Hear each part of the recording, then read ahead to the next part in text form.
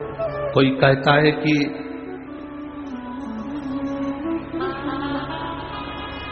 क्यों भटक रहे हो, क्यों जा रहे हो यहां वहां।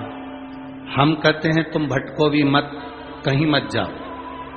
तुम्हारे घर के नजदीक में जो शंकर का शिवालय हो, तुम्हारे घर के नजदीक में जो शंकर का मंदिर हो, शिव मंदिर हो, शिवालय हो, उस शिवालय में जाकर एक लोटा जल प्रतिदिन चढ़ाना प्रारंभ करो। जो प्रतिदिन भगवान शंकर के मंदिर में एक लोटा जल समर्पित करता है, उसका हाथ महादेव पकड़ लेता है, फिर ऐसे ही नहीं छोड़ता, उसको मंजिल तक पहुंचाकर छोड़ता है।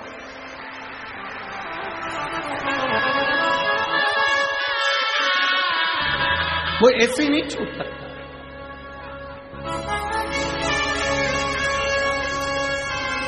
आपने अगर उस पर भरोसा करा है, हाँ थोड़ा कष्ट हो सकता है, थोड़ी तकलीफें आ सकती है, थोड़ा दुख आ सकता है, जिंदगी में थोड़े थोड़े तकलीफें हर मनुष्य के जीवन में आती है। कोई संत, कोई साधु, कोई गुरु, कोई ब्राह्मण, कोई बहुत बहुत बड़ा महाराज भी अगर तुमको कह दे कि उसकी जिंदगी में दुख नहीं है, तो समझ लेना कि झूठ बोल रहा।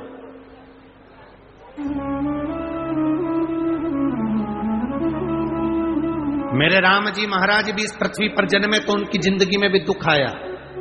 मेरे भगवान कृष्ण भी इस पृथ्वी पर जन्मे तो उनकी जिंदगी में भी दुख आया। माता जानकी भी इस पृथ्वी पर प्रगटी तो उनकी जिंदगी में भी दुख आया। राधा रानी भी इस पृथ्वी पर प्रगटी तो उनकी जिंदगी में भी दुख आया। संसार में अगर जन्म लिया है, मृत्यु लोक में अगर तुम पैदा हुए हो, पृथ्वी पर अगर तुम आए हो, तो तुम्हारी जिंदगी में दुख ये नहीं कि नहीं आएगा। हमारे पूर्व के कर्म के अनुसार हमारी जिंदगी में दुख, हमारी जिंदगी में तकलीफें आती है, पर वो दुख मिटेगा कैसे?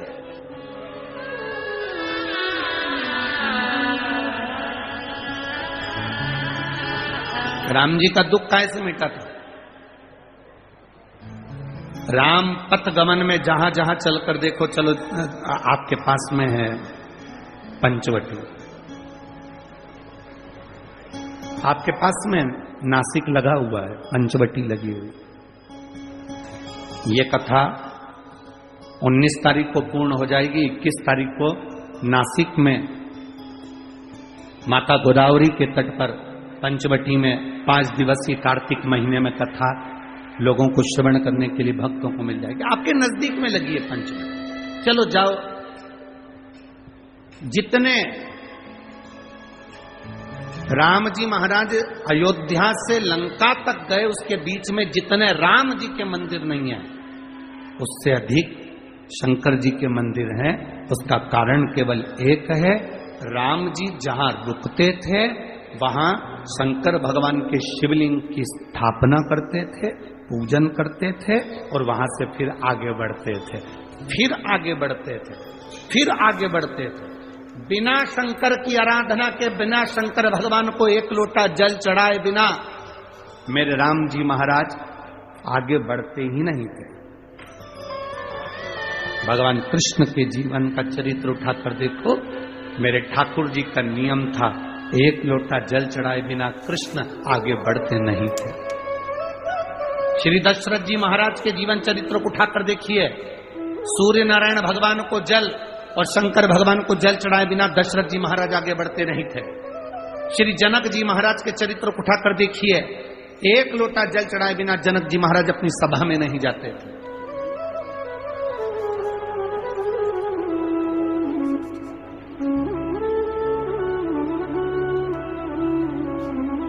थोड़ी जिंदगी में तूफान आते हैं, कष्ट आते हैं, दर्द आता है, तकलीफें आती हैं, पर तूफान आता है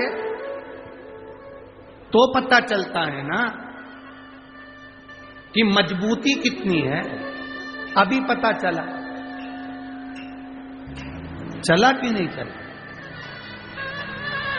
अरे बोलो तो जम के, पता चला ना कि मजबूती कितनी है। ये हवा चलती है, तूफान आता है, तब पता चलता है मजबूती कितनी है। उसी तरह दूसरे धर्म के लोग तुम्हें डिगाने के लिए आगे बढ़ते हैं, पर तुम्हारे भीतर का सनातन धर्म दिखा देता है कि मजबूती की तरफ।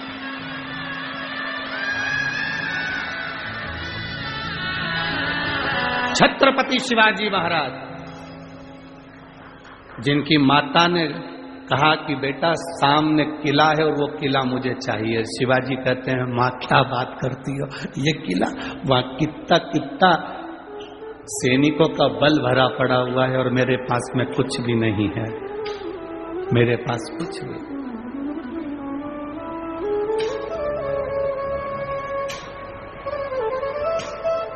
जीजाबाई के शब्द जब श्रवण किए, छत्रपति शिवाजी महाराज को छत्रपति का संबोधन स्वयं उनकी माता ने दिया है, स्वयं उनकी माता।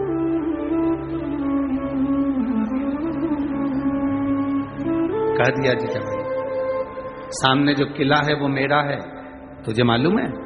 हाँ मां, मैंने सुना है, ये किला अपना है, फिर कब्जा दूसरे का है। छत्रपति शिवाजी ने कहा बहुत भारी सेना है उसके पास में, बहुत बल है उसके पास में, सेना प्रबल है उसके पास में, मेरे पास इतनी सेना